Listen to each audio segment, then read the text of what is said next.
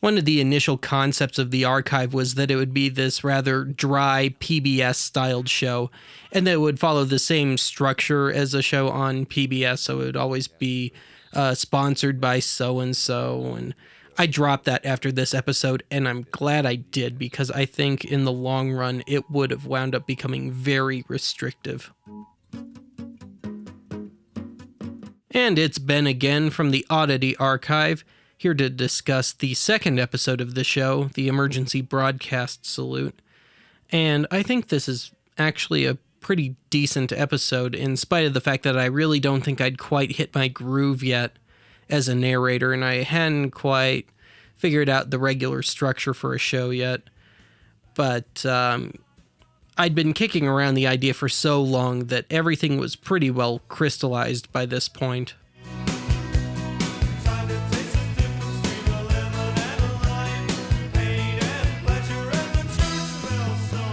No, that is not a real Conrad pamphlet. I wish it was.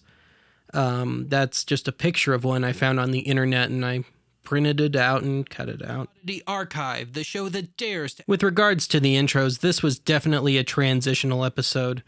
I dropped the whole "your humble host" thing with the picture after this episode. But this was also the first episode where I did the whole "welcome to the Oddity archive, the show that fill in the blank."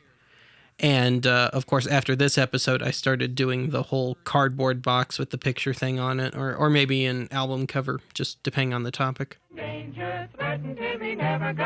had to throw something in from Duck and Cover here. I mean, it just wouldn't be a show about civil defense without it, now would it? Given the government's unintentional... one of the things about the archive, at least in its earlier episodes, was... it was kind of this opportunity to go back and confront things that scared me as a kid, and the emergency broadcast system was very high on that list. Of course, since then, I've tackled, clowns and sort of other just garden variety childhood fears. But I've had a lot of fun just going back as an adult and just tearing this stuff to ribbons.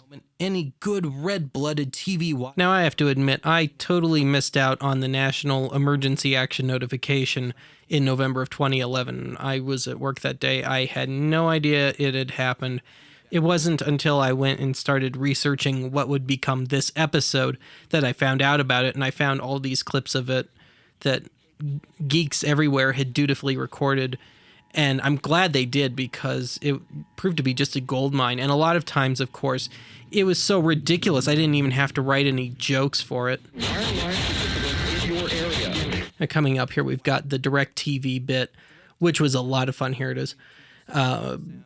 First off, just the idea that Lady Gaga would be playing instead of the emergency message was great in and of itself. But then it just lent itself to more and more jokes.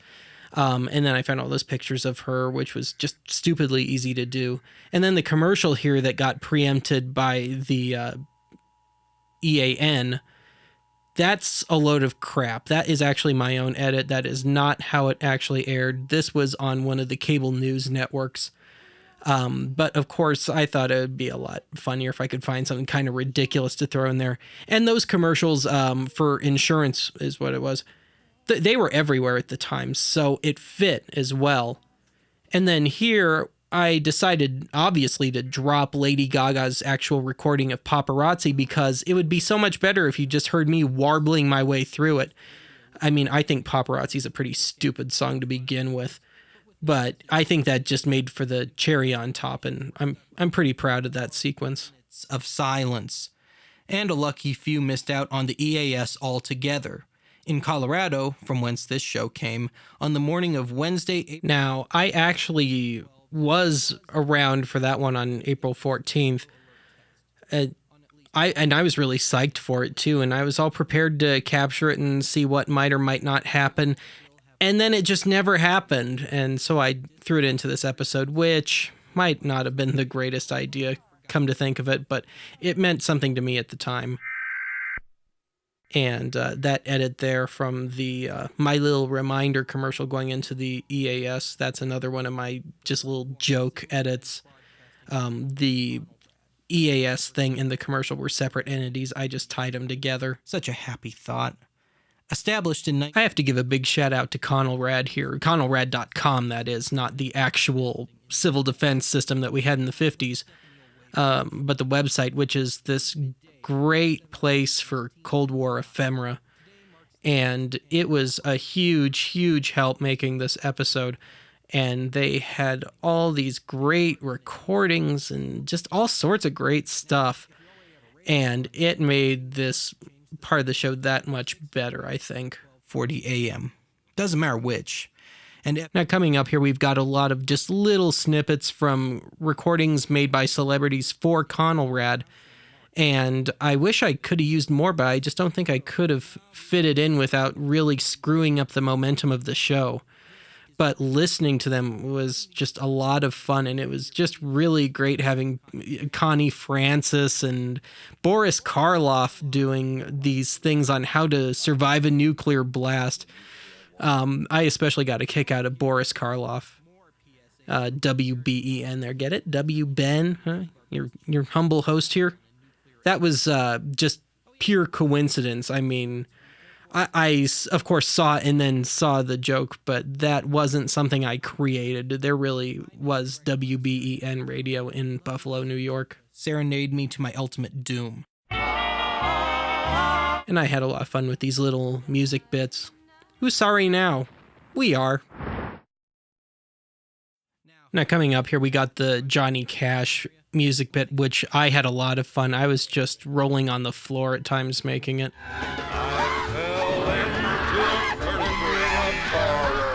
At one point you can hear me say, "I think my face is on fire," and I thought that was really funny, and I admit I stole that from a Steely Dan album. But finding all the footage here from the disaster movies and stuff was great. And there was something just really surreal and funny about hearing the mariachi horns from Ring of Fire playing as everybody's freaking out. I admit, I'm totally sick. Or EBS. Unlike Conelrad, the EBS was ultimately... This is the oldest footage of the emergency broadcast system that I could find from WCBS in New York. It dates to 1980. And, well, I take that back. It's the oldest complete emergency broadcast system bit that I could find. The oldest I could find was from 1977 from Chicago, but it literally lasts about a second and a half, which is really sad because it looked like it would have been a really interesting one. And I had to take what I could get here. I think I kind of dropped the ball here with the Partridge Family bit. I didn't really explain that on the morning of the big false alarm on February 20th of 1971, the most popular surviving air check of that from WOWOAM in Fort Wayne, Indiana, was playing that song, Doesn't Somebody Want to Be Wanted, by the Partridge Family at the time, and it got preempted by the EBS and the DJ just completely freaking out on air. So I think I kind of screwed that up. Any further instruction? I wish I could actually find one of those EBS checklists, and they were making them well into the 90s. I've rooted around eBay for them, and I've just never been able to find anything. I think that would be a kind of a cool piece to have. The day's emergency code word was... Now, it was some kind soul on the internet who was working as a disc jockey at the time actually saved the bulletin from the teletype. You're seeing it on screen there, with the whole EBS thing, and he kept it, and it's this wonderful piece of history, and his story to go with it was great. And he was worried. He had been, I think, in the National Guard. He was torn between heading to the National Guard or going home to his family. And but I do recommend this air check, and you can find it on YouTube. You can find it lots of places.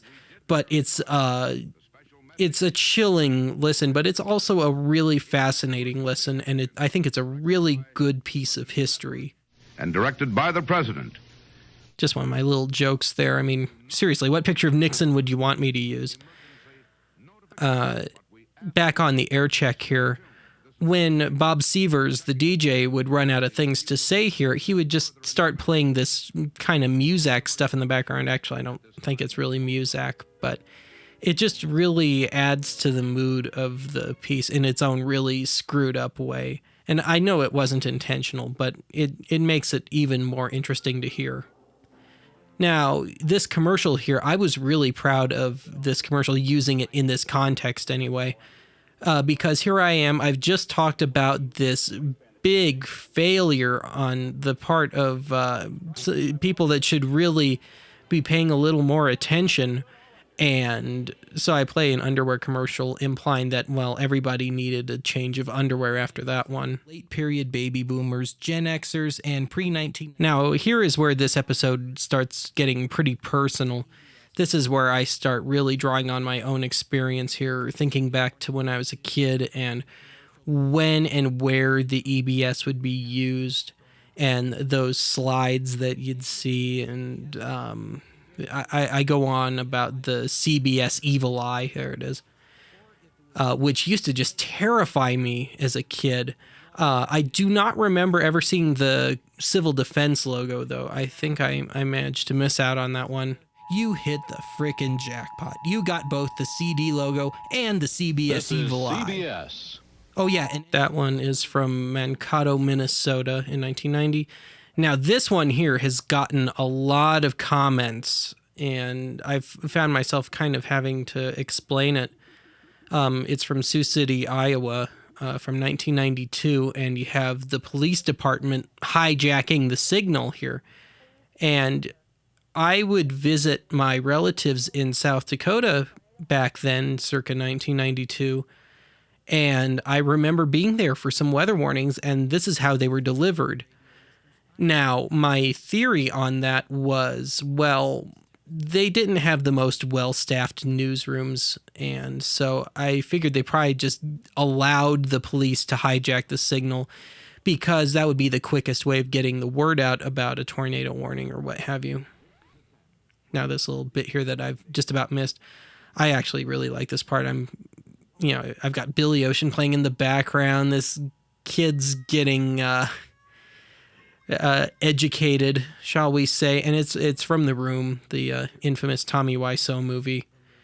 And I just thought it was great that I was able to imply the big failure all around, that, the prune, he shriveled back up. He's lost that love and feeling, because I put the album cover up on there.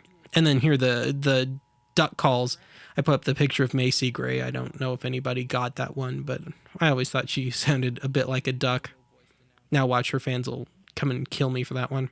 now back on the duck call thing, it has been My brain must have really been on sideways the day I came up with this bit, because I don't think any other time would I have first off referred to the EAS tones as duck calls, then take it as far as saying, oh, it's really an aphrodisiac for ducks.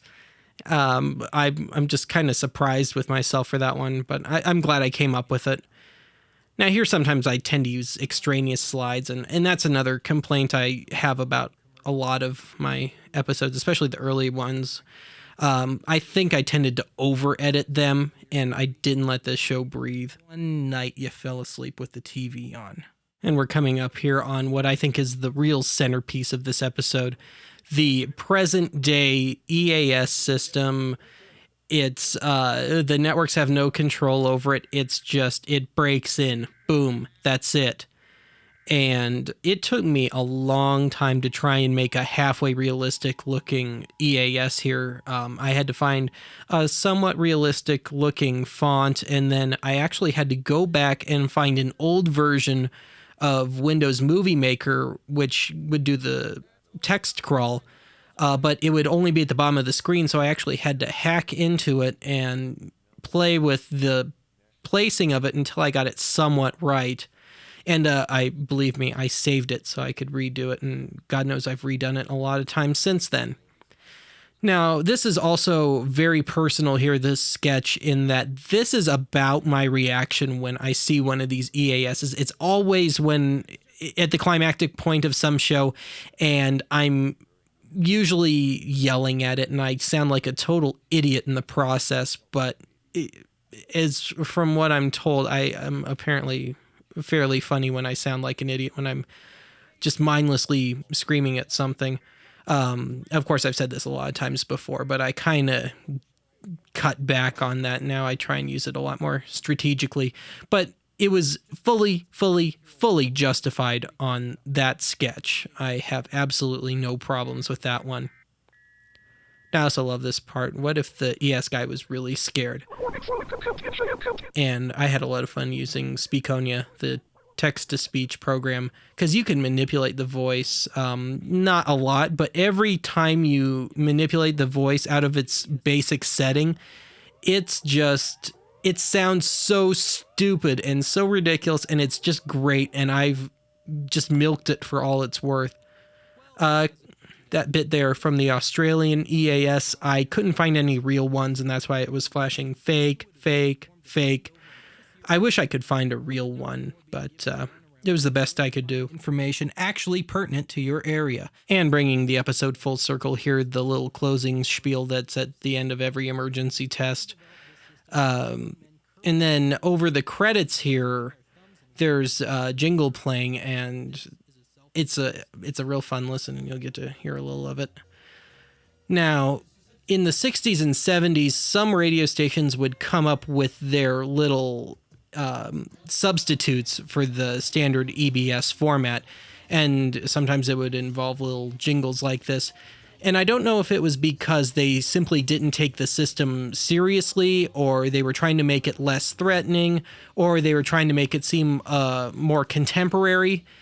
But it just has this really off-kilter sound, and I think it's a lot of fun to hear.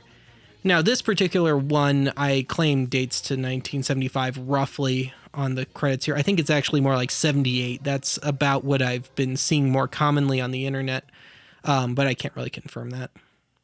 And one of my favorite little stingers right there. Let's just take a scary episode and make it even worse. Okay, well, that is it for this commentary. I will see you next time.